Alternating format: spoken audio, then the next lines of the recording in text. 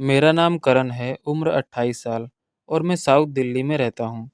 एक private company में काम करता हूँ, जहाँ कभी-कभी ऑफिस के काम के लिए शहर से बाहर भी जाना पड़ता है। ऐसे ही एक दिन मुझे और मेरी ऑफिस की सहकर्मी रंजना को बेंगलोर जाना था। रंजना दिल्ली में अकेली रहती थी और कंपनी के काम के लिए भेजने में उसे कोई दिक्कत नहीं थी। कंपनी ने तुरंत फर्स्ट क्लास एसी की टिकट बुक कर दी।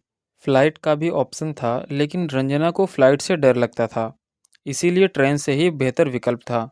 हम दोनों ट्रेन में बैठे और सफ़र की शुरुआत हुई। फर्स्ट क्लास का कैबिन काफ़ी आरामदायक था और हमारी सीटों के अलावा कोई नहीं था। सामान कैबिन में रखने के बाद हमने वॉशरूम जाकर कपड़े बदले और वापस अपनी सीट पर आके बैठ गए। मैंने कभी रंजना को किसी तरह की नज़र से नहीं देखा था। वो मेरी जूनियर थी और उसका बॉयफ्रेंड भी था।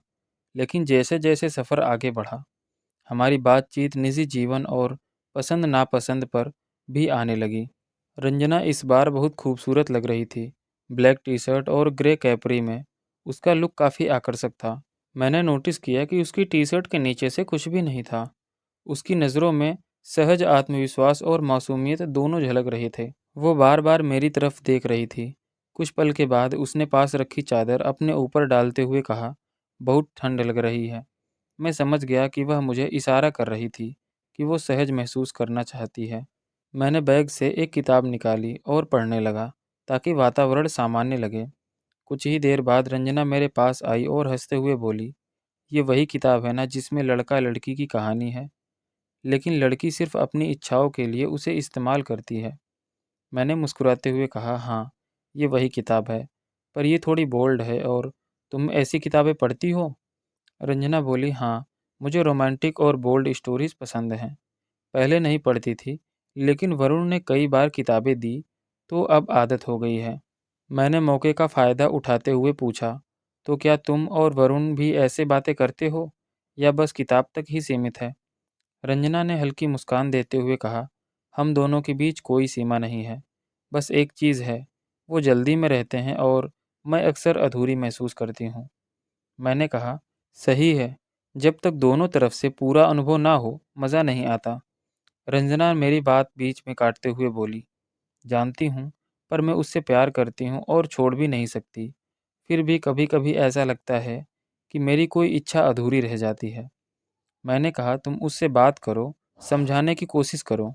रंजना ने थोड़ी झिझक के साथ कहा, चलो छोड़ो, बताओ कि तुमने कितनी लड़कियों के साथ ऐसी चीज़ें की हैं? मैंने हल्का मजाक में कहा, करोड़ों।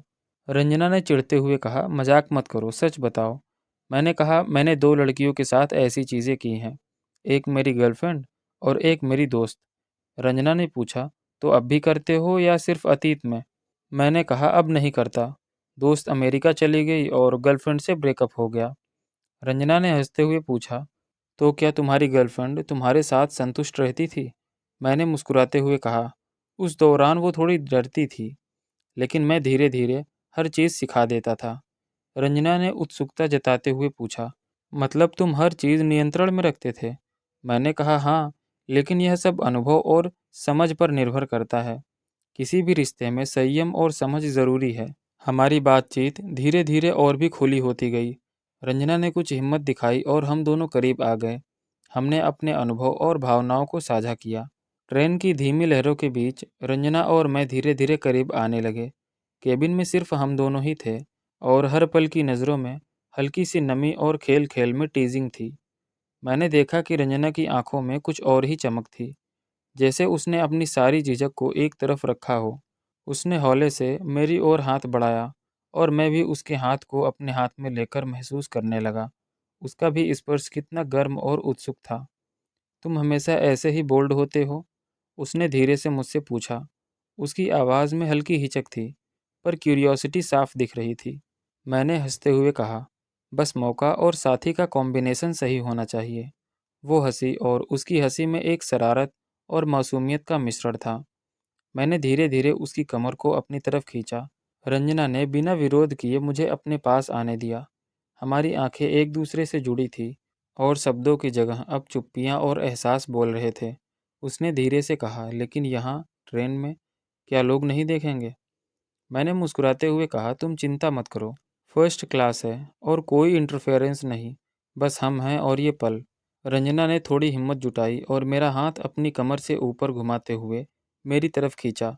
मैंने महसूस किया कि अब हम दोनों का दिल तेजी से धड़क रहा था और हवा में हल्की सी गर्माहट महसूस हो रही थी। हम धीरे धीरे बैठने की जगह से खड़े हुए और मैंने देखा कि रंजना के हाथों में हल्का सा कंपन था, लेकिन उसकी आंखों में जिज्ञासा और उत्सुकता साफ दिख रही थी। मैंने उसके चेहरे को अपने हाथ में लिया और उसने आंखें बंद कर ली।